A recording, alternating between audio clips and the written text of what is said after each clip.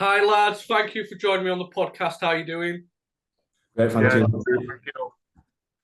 thank you. So Astoria, your band, can you introduce yourselves and tell us what instruments you play and stuff like that? Go on, boys. Me first. So I'm George and I play the drums for Astoria. I'm Alex. I play bass for Astoria. And I'm Ben, and I'm the acoustic guitar and backing vocals. So Alex, you were sort of the co-founding member.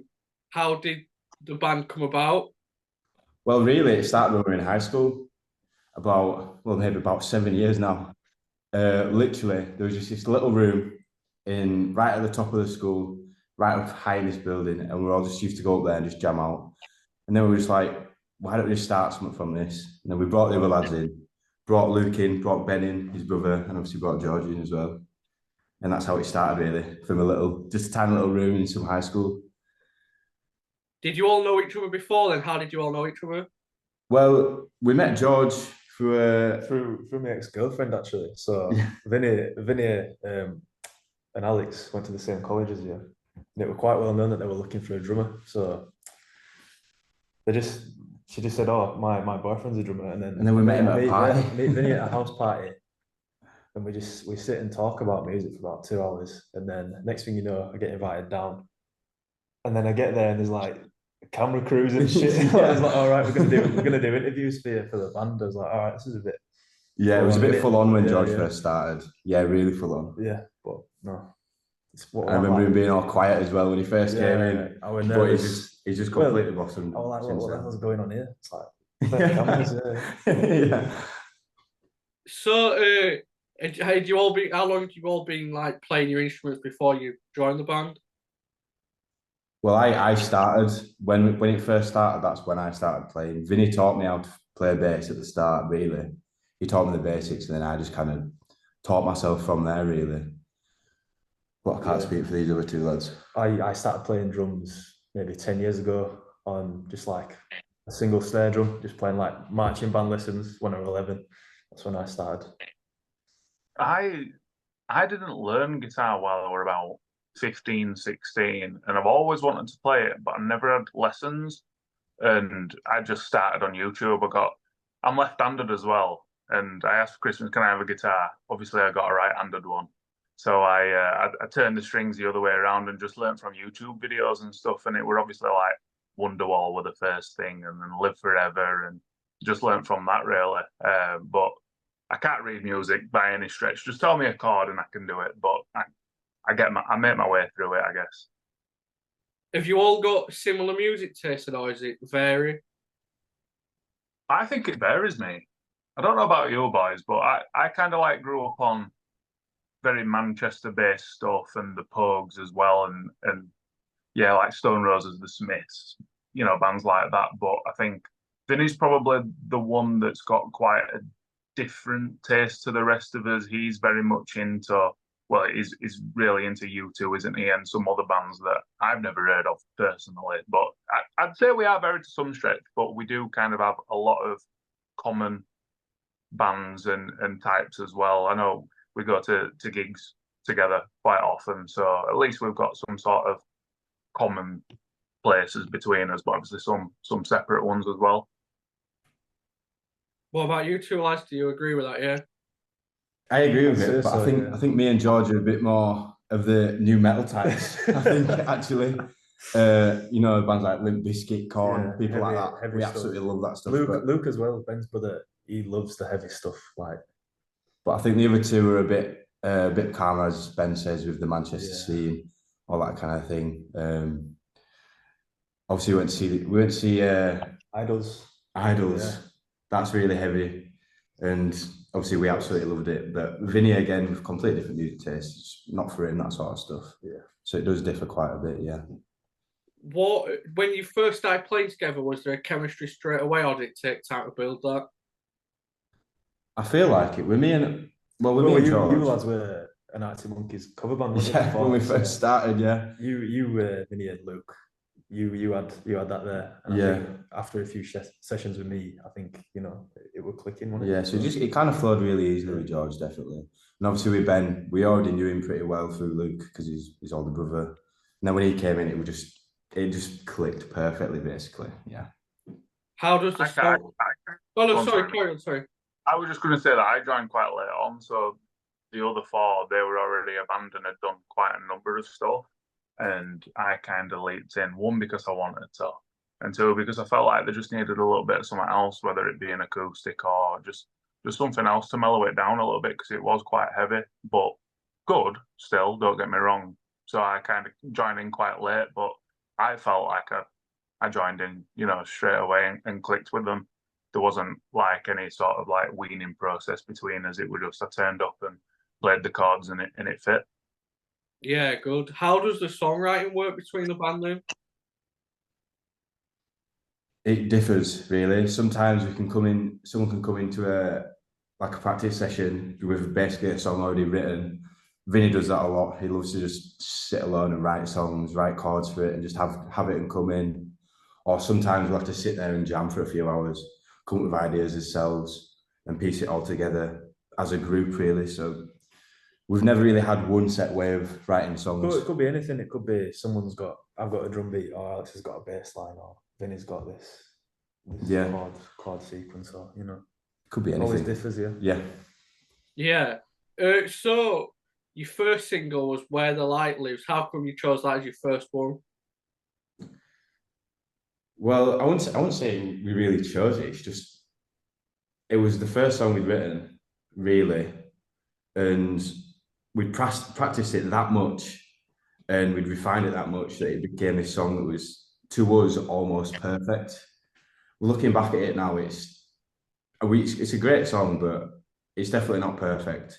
And we refined our own sound since then, and we'll probably keep on refining it in the years to come, really. But at the time, it felt like such a perfect song, and we put so much time into it that we just felt like we just had to release it. And it gave us quite a lot of traction, to be fair, when we first released it. It did really well for a first song. Well, your last single, "The Snow," you mentioned there like you changed your music style a bit, like you're gonna keep doing that. How much of a change has it been for the band between the first single and the last single? Quite a big change. Especially bringing Ben in since we've written the song. The Snow was actually the one we've got out now is actually a re-release of that song. So we had it out before, but we completely changed it basically. And I feel like if you had the difference between the first recording and the current recording, you definitely see the change in sound that we've had. That'd really stamp it clearly. Yeah, we had it as a demo, didn't we? Yeah. On Spotify, but we just thought we just need to fix this up. Yeah.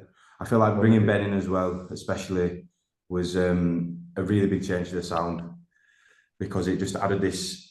It just made it sound so much fuller. With the two guitars and the bass and the drums, it was great, but it sounded quite raw, I would say. And then bringing Ben in was just to fill it up and just to create this like wall of sound effect that we absolutely love. You've been in the recording studio last week. Can you tell us what you've been recording? Oh, last week was Vinny doing vocals for about 7 hours. I'm glad I missed that. It was so soul destroying. Only three of us turned up. It was me, Vinny, and Alex, and we were there, and we were just listening to Vinny singing the same line over and over again, trying to get the vocals right. And I'm just here going, "Oh my god, it's never going to end." But so going back on what Alex mentioned about the snow, so there's a number of songs that have been released on Spotify before I joined the band. It's a re-release of one of those. I think we've taken it off for now. Yeah, it's been taken off. I think we have, but it's just like we did with the snow. It's a complete remake with a different producer who puts a lot of time and effort into us. He's really, really good. He knows exactly the kind of stuff that we should be doing, and he can put his tuppence in.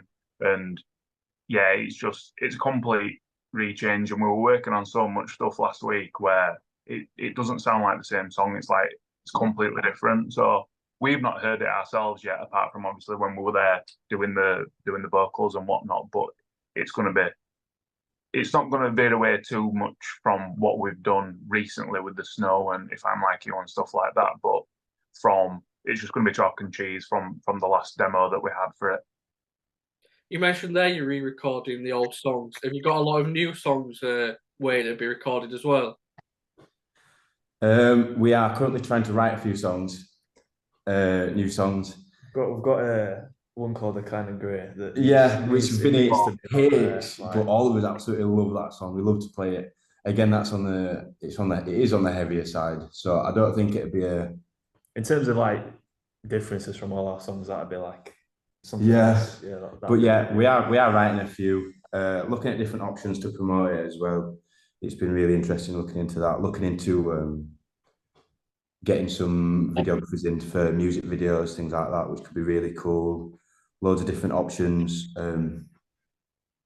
But at the minute, we're just trying to sit down and write. And as we're trying to write these songs, we're just trying to make the old songs as good as they can be as well, so that the discography is as strong as possible. Yeah, if you know what I mean. Some good set lists. Yeah. You've built up a fan base pretty quickly. Can you remember when and how that started? I think. Should I answer that from an outside perspective? Whilst I wanted in the band. So I obviously followed with Luke being my younger brother. When they first started, I went to pretty much every gig and saw them from Santiago's in Leeds work up to obviously headlining the Wardrobe and things like that. Obviously, I was in the band at that point, but I think there was a fair few months during the summer of, I can't even remember what year it was. It might be in 2021, and they just bashed out a lot of gigs in the centre of Leeds, whether it be supporting other bands or headlining their own at the Santiago's and things like that, and at the lending rooms as well, of course. And it just kind of, every single time that they played, it always seemed to be that more and more people were coming. But from my perspective, being in the crowd and kind of looking around and seeing who was here, obviously there's obviously going to be family and friends and things like that turning up, but other faces that I'd never seen before, but they kept coming, and it just seemed to have rolled since then. And every time we have done something, whether it be in Leeds or anywhere else, we do see those familiar faces. We don't know who they are personally since, but yeah, it just seemed to have rolled, and it just seems that we're getting more and more people turning up or liking us posts on social media and stuff. So I assume it's that little rolling effect, but we just want to get even better and be able to get to a place where we can play in other cities and stuff and have those people come in there, or even new people who we see that are hopefully going to be more familiar with us as well. What's it like playing Leeds? Because there is lots of different venues around Leeds. It's our own town, isn't it? It's great. It feels a little bit alien when we play away from our hometown. We've done a couple in Sheffield and Manchester and stuff, and whilst they've been good, you don't get the same feeling as you do in Leeds. Even playing to crowds that have never heard us before, like we supported the Twang earlier on in the year on it was St Patrick's Day, wasn't it? I think. And that was a last minute thing, but I was buzzing because I grew up with the Twang, and we turned up and never seen anybody in the crowd. Like hardly our family turned up because it was that short notice, and it still felt like we were having our own show. People were there to see us and having compliments and stuff like that. There's no better feeling. It's like with football. If Leeds, if the fans like you, they'll be loyal to you for forever. Really. Are you all Leeds fans then? Them are. Yeah, them are. Who do you support? I don't think you want to say. Is a dog botherer? One of you went to Wembley? Were it you, Ben? There were a few of us, yeah. There were me, Vinny, and Luke. We all made the trip down to Wembley. Luke and Vinny had a ticket, but I was like, I couldn't get one. No matter how hard I tried, I didn't have a ticket, and I was just like, something were in me, just go down to London. If you don't get in, you don't get in, but if you do, sweet. So yeah, we all went down on coach, and I got a ticket like 2 minutes before we parked up with the coach. So I were obviously delighted. not from the result, but just Yeah. Just the euphoria of getting a ticket without being 100% certain on the way down. So that was probably the best bit. I won't talk about the game, but Oh, jeez, yeah. Let you down every year, don't they? Are you optimistic for the new season then? yes, we're I've ordered the new shirt. I love that new shirt. That The away yellow. one, yeah, it's nice, isn't Oh, it? it's something else. And they showed a video of Pascal Struijk wearing a track jacket or a training jacket, and that just looks. I'm just going to be wearing Leeds in the future, just everything. Have you seen the one that Nonto and Rutter are wearing? They're like white sleeve. Yeah. I don't. Usually, all the kits and things just seem to be mimics of other teams, and they've just kind of copied and pasted and stuck the Leeds badge over. But this away shirt and the track jackets that they've been showing, that white one and this like navy blue one, oh my god, I'm going to be spending a lot of money. Another mortgage, I think. We don't usually get, yeah, like I say, we don't usually get good kits and training wear, do we? The Red Bull effect. Yeah, exactly. So speaking of Leeds, you played live at Leeds pretty soon after you started. Was that before you joined, Ben? It was, yeah. It was. What was it like for you two, Alex and George? What was it like playing live at Leeds? Very last minute, wasn't it? That Yeah, one? again, Yeah. so last minute. Yeah. So I can't remember who it was that dropped out, but it was just coming out at the end of COVID, and one of the band, like basically the whole band had contracted COVID, so they had to drop out. And Future Sound just asked us literally, I think it was the day before, live at Leeds, to fill this spot. And the bands before and after us, it was the Rats and the Skinner Brothers, I think. The Rats are a Scouse band, Skinner Brothers from London. Yeah. But at the time, we really liked both of them, and it was surreal to be around them, especially with how fresh the band was and how new it was. It was great to be starting. Obviously, no one had seen us on the lineup, so the crowd that was there, it wasn't the most electric, but it was still great to be playing in the Wardrobe in Leeds, and it was still an amazing experience and really, really fun. Just to be on the bill with all those other bands. Yeah, it was quite surreal. Thrown into the deep end of it, really, because it was so like you say, very soon after we got going. So yeah, you sold out the Wardrobe not long after. What was that gig like? It's the best gig we've done, really, isn't it? Yeah, that was amazing. We had the crowd made that, really. I think the crowd made that gig, especially when we were going on, because it was the biggest one we've done. I think we were all a little bit nervous going on to it, but as soon as we walked out and you heard the crowd and you knew that they were there to see you, it just pushed us along, and it was the best gig we've played, and it was the best gig that they've played. The crowd, you know what I mean? They were absolutely amazing. That was my first gig as well with them. Yeah. Oh, were it? Yeah. Yeah, it was. I came in just before Christmas, and it was just after January or February. January, yeah. The first gig that I did, and I'd never played in front of 5 people, let alone best part of 300, and I was shaking backstage. All like, I don't know, I can't do it, lads, I can't do it. But as soon as we got on stage and I heard a crowd and all those people coming to see us, all nerves just go away, and you just have time of your life really on stage. And there's videos on YouTube. There's a lad on Instagram and YouTube who takes gig videos and posts them and stuff. And just looking back at that, like I can't remember it because it was so surreal. But looking back at the videos and you're seeing people on shoulders, everyone singing along, Vinny playing guitar at the back of his head. I don't remember any of that. Crowd surfing, everything. It was like, I look it back on YouTube and it's like it's been AI created, because I don't remember that at all. But just looking at it, it looks amazing. What are you thinking about when you're on stage at a show like that? Is there anything on your mind while you're playing? Don't break a string. Don't play a wrong chord. What else? Don't fall over. Yeah, smile. Yeah. Oh my god, I've had some photos of me, especially where I stood there and I just got this frown on my face. I'm like, why do I look like that? I'm having the time of my life. Yeah. But it's just concentration face. It's just trying to remember to look like you're having a good time as well, because that's really what gets the crowd into it with you. But Yeah, you look like you're going to the slaughter sometimes. Yeah, I do sometimes. There's a resurgence in British guitar music. What's it like being part of the scene? It's really fun, It's isn't an it? honour, yeah, it's a pleasure. It's really Yeah. fun. Coming up with the bands around us as well, especially in Leeds. We've got to know quite a few of them. They're all great lads, and it's just a really great scene to be in. It's really friendly. Everyone's always looking out for each other, especially.